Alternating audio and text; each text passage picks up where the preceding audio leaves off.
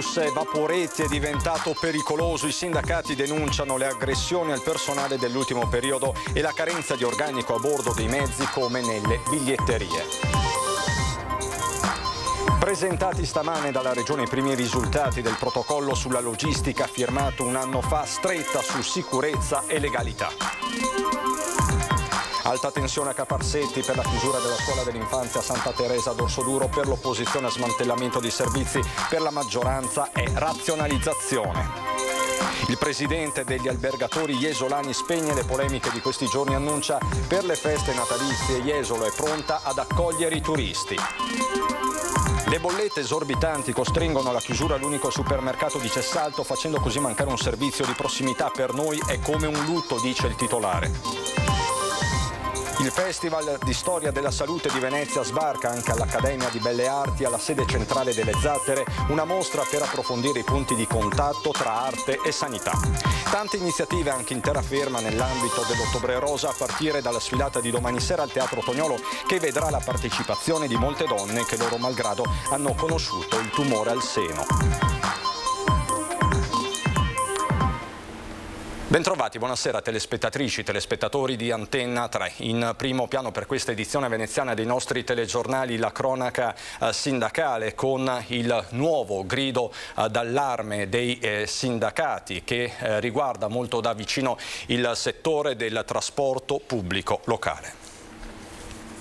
Qui a Piazzale Cialdini da una certa ora in poi praticamente tutti i colleghi che fanno il nostro lavoro, insomma il trasporto pubblico locale, sono a rischio aggressioni. C'è una microcriminalità galoppante e quindi non abbiamo più la sicurezza di fare il nostro lavoro e tornare a casa incolumi.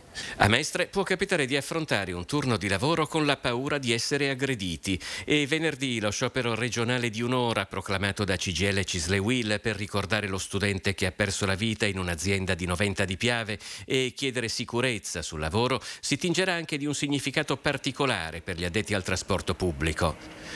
Peraltro, secondo i sindacati, la situazione in sicurezza non migliora neanche quando dal tram o dall'autobus di Mestre ci si trasferisce al Vaporetto di Venezia. A Venezia, al Lido specialmente quando c'erano le mascherine, più di qualche marinaio è stato aggredito, gli sono state tirate dietro lattine di birra piene perché voleva solo svolgere il proprio lavoro. La sicurezza sui mezzi non è l'unico problema del trasporto pubblico veneziano. I sindacati denunciano la fatica e lo stress che la carenza di organico provoca in lavoratori cui capita di prolungare i turni, conoscere i propri orari di lavoro il giorno prima, rinunciare a ferie e permessi. Alla biglietteria di Piazzale Cialdini il personale lavora senza sosta per smaltire la folla che si assiepa all'ingresso. Si è arrivati anche in questo punto vendita qui in una giornata a chiudere alle 10 anziché alle 7 di sera. A Rialto hanno praticamente fatto un servizio anche ad oltranza rispetto alla tempistica di erogazione delle emissioni delle tessere. A Piazzale Roma sono arrivati a chiedere anche lo straordinario sino alle 9. Stamattina alle 10.50 si era già al numero 180 con 63 utenti in coda. 40 minuti dopo siamo a 224 e 84 in coda. Spesso chi lavora allo sportello deve poi fronteggiare il malumore di chi ha sopportato una lunghissima attesa. Già il 16 settembre si era svolto uno sciopero di 8 ore contro le aggressioni sul posto di lavoro. Ora dal trasporto pubblico arriva una richiesta precisa. Noi chiediamo di tornare ad essere pubblici ufficiali nel svolgimento delle nostre mansioni per avere una tutela legale più ampia, perché ad oggi i cittadini non ci rispettano e abbiamo le armi spuntate nel caso di aggressioni. Quindi noi, se tornassimo pubblici ufficiali, almeno avremo le armi legali per difenderci. Dal trasporto pubblico locale alla logistica il passo è breve. Questa mattina in Regione sono stati presentati i risultati di un importante progetto. Un protocollo per superare le criticità della filiera logistica. È stato presentato dall'assessore regionale al lavoro nell'ambito degli impegni assunti col protocollo regionale per il superamento delle criticità nel settore della logistica, sottoscritto con le parti sociali il 25 ottobre 2021. Un protocollo scritto a più mani, molto complesso, dove ci sono impegni per tutti. Il primo impegno l'abbiamo onorato oggi, fotografia chiara del comparto, perché la logistica è molto e quindi abbiamo abbiamo così condiviso l'incrocio tra chi sono le aziende che si occupano di logistica, che tipo di tipologia, quanto sono grandi, che tipo di contratti, determinato, indeterminato, di quale settore, contratto della logistica, contratti spuri. Ecco, ne viene fuori una fotografia, chi sono i lavoratori, molti stranieri, poco qualificati, è venuta fuori una fotografia netta, dove abbiamo diviso 3 famiglie e c'è una famiglia che abbiamo considerato un po' più a rischio delle altre, l'abbiamo chiamata da monitorare. Che comprende oltre 20.000 lavoratori e un notevole turnover. Questa sarà la base di partenza per affrontare le situazioni che si ritiene vadano verificate. Abbiamo la dimensione del fenomeno della logistica nel Veneto, abbiamo capito come si comportano le aziende che sono correttamente messe nel mercato e chi non si comporta bene abbiamo capito esattamente dov'è e come fare ad andarlo a trovare. Questo è l'obiettivo che abbiamo, andarli a trovare, accompagnarle laddove è possibile a comportarsi correttamente, ad applicare totalmente i contratti e chi non lo vuole fare evidentemente si colloca da solo nell'ambito dell'illegalità. Ora tutti i messaggi che daremo, che si sia un datore di lavoro, quindi la committenza, il mondo delle cooperative, il mondo sindacale, con questa fotografia ci permetterà anche di andare a sensibilizzare di più quelli che a rischio sono e di condividere la banca dati con Guardia di Finanza, Polizia Stradale, INPS, INALI, cioè coloro che fanno i controlli. Il ruolo della Regione è di fare in modo che tutta la zona grigia venga illuminata. Dalla fotografia emerge che nel 2021 le imprese del settore della logistica nella Regione erano 4.470, con 102.570 contratti in essere. Nel corso dello scorso anno le assunzioni sono state 59.600. Alta tensione a Cafarsetti per la chiusura della scuola dell'infanzia Santa Teresa a Dorsoduro. Facciamo il punto. Questa amministrazione continua in questi anni, in questi ultimi 7 anni, a chiudere scuole. Di fatto questa è la terza scuola che questa amministrazione chiude. Ecco il cavallo di battaglia della consigliera Sambo ogni volta, quando non c'è qualche contenuto, qualche serietà oggettiva, infangare quello che fa questa giunta e questa amministrazione. In questo caso lo scontro tra maggioranza e opposizione in comune si concentra su questa fondamenta di Dorsoduro. Chiusa per ristrutturazioni dopo l'acqua alta del novembre 2019, la scuola dell'infanzia Santa Teresa, a 2 passi da San Nicolò dei Mendicoli, non riaprirà. Dalla Santa Teresa i bambini sono già stati trasferiti alla Diego Valeri. Tutti questi 3 anni le famiglie hanno chiesto più volte all'amministrazione rassicurazioni che ci sono state con il precedente assessore che aveva assicurato la riapertura.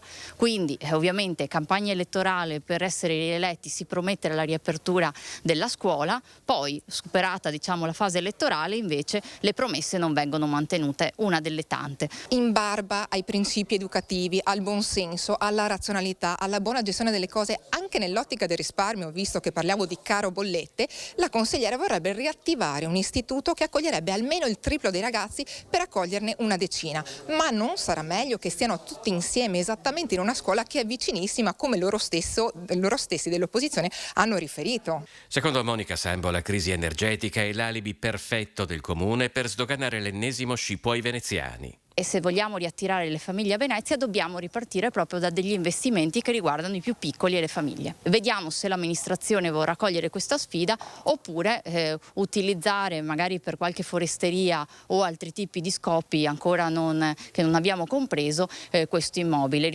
Polemiche gratuite e pretestuose secondo l'assessore ai servizi per l'infanzia Laura Besio. Il comune di Venezia è già al lavoro per una nuova destinazione dello stabile al servizio della città. Cosa ne sarà di quel plesso?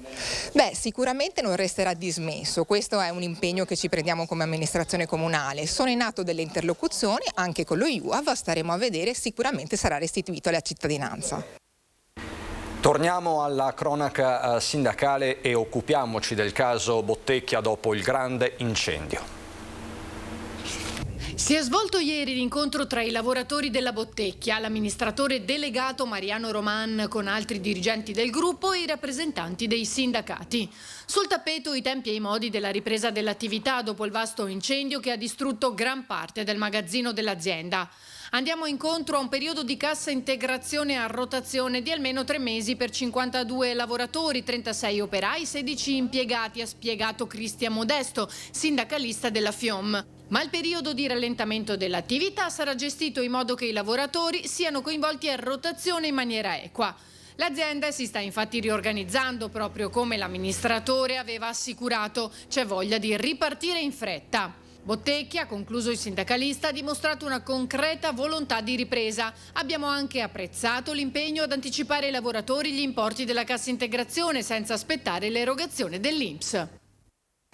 A Jesolo, ora dove il presidente degli albergatori spegne sul nascere le polemiche in vista del Natale.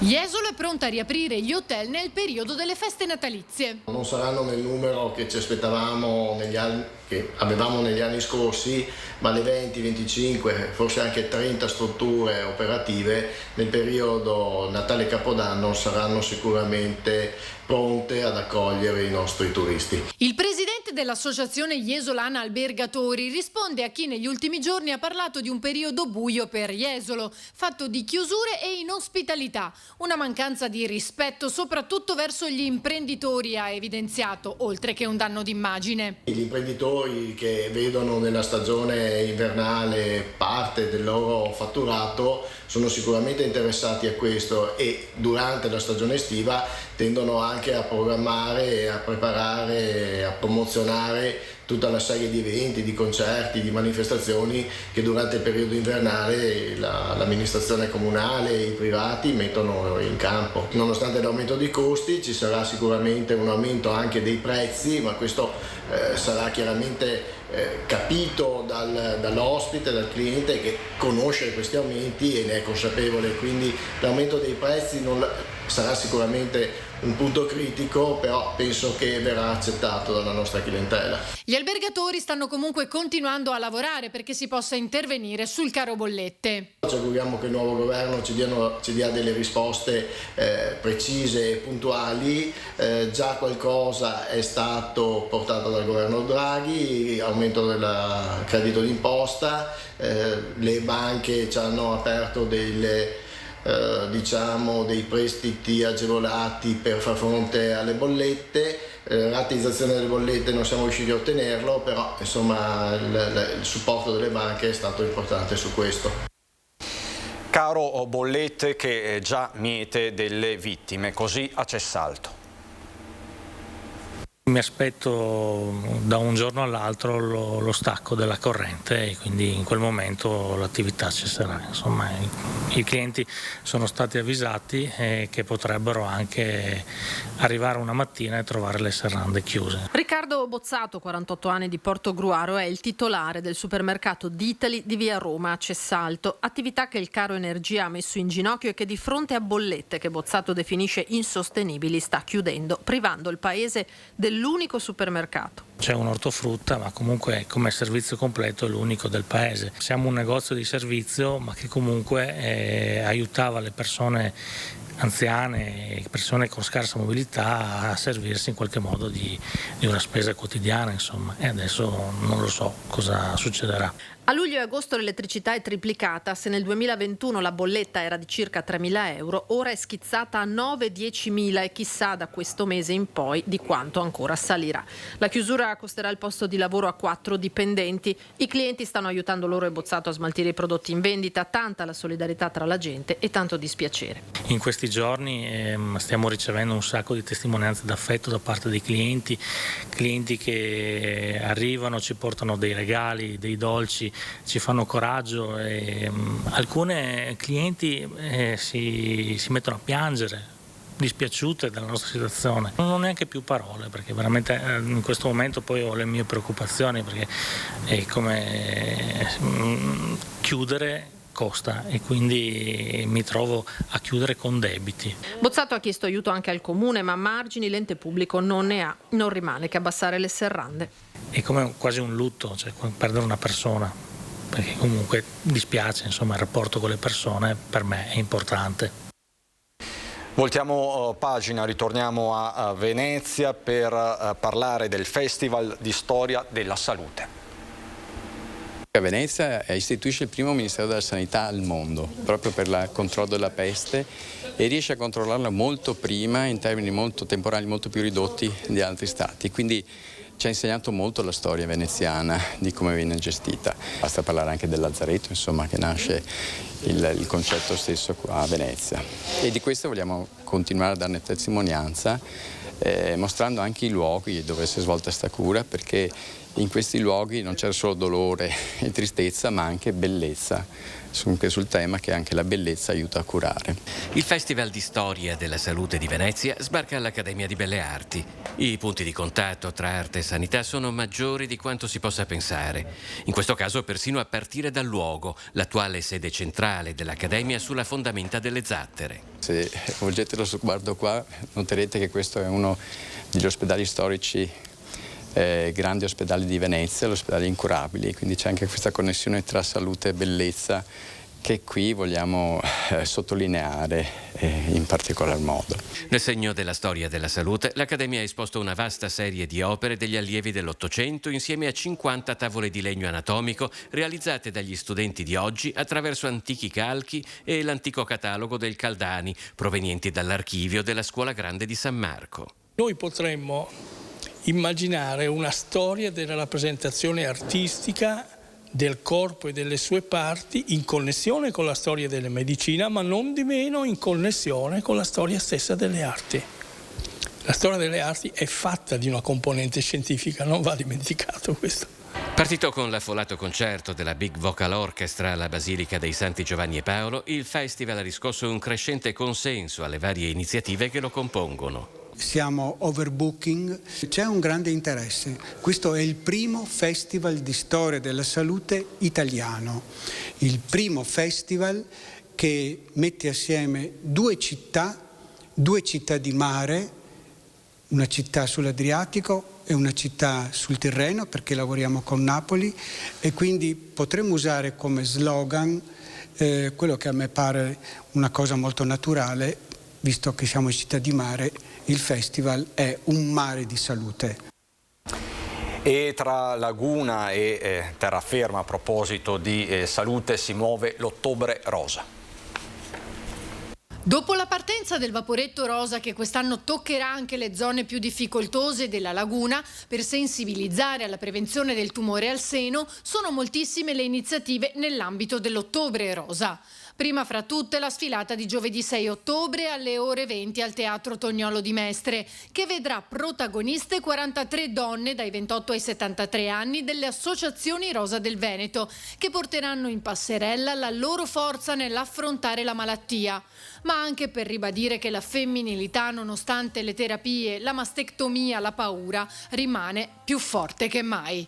Perché dopo la malattia bisogna rialzarsi, e farlo insieme lo rende meno difficile. Il passo successivo per noi donne oncologiche, donne che hanno superato la malattia, è quello di fare un'attività che ci faccia star bene, che ci unisca come donne. E abbiamo la possibilità di sostenerci e confrontarci. Nel mio caso faccio parte delle Pink Fire della LILT, si allenano presso il Canoa Club Maestre di San Giuliano, e grazie alla LILT siamo seguite in questo progetto di riabilitazione, che comprende iniziative come la sfilata di domani, che sarà un evento dal forte significato e dalle tante emozioni. Ma le iniziative in terraferma saranno molteplici, con incontri ovunque, municipalità comprese. Come municipalità di Zelarino Chirignago, fra tutte le iniziative abbiamo anche un'iniziativa molto importante che faremo il 24 pomeriggio, lunedì 24 pomeriggio, in collaborazione con l'ASL. Saranno presenti 10 dottoresse che lavorano presso l'ASL 3 Serenissima. Andremo a toccare tutti gli ambiti. Il tema è il filo rosa, che lega la realtà delle donne ai servizi a loro dedicati. Quindi i medici saranno tra i più vari: ginecologia, breast unit, urologia, dipartimento di prevenzione. E dal Veneziano è tutto anche per questa edizione. C'è il meteo, buona serata.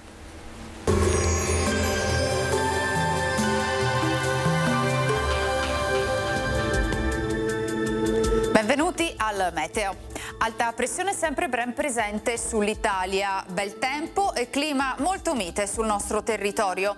Vediamo il dettaglio di giovedì 6 ottobre. Sul Veneto avremo un ampio soleggiamento, non sono previste precipitazioni.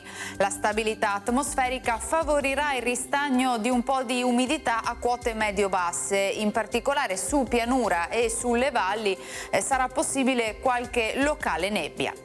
Temperature gradevoli, minime tra 10 e 14 gradi, massime invece comprese tra i 20 e i 23 gradi all'incirca. Ci spostiamo ora sul Friuli Venezia Giulia, anche in questo caso al mattino cielo sereno o poco nuvoloso, specie sulle zone montane, più sereno invece altrove. Temperature minime intorno ai 14-17 gradi, massime sui 21-23 gradi.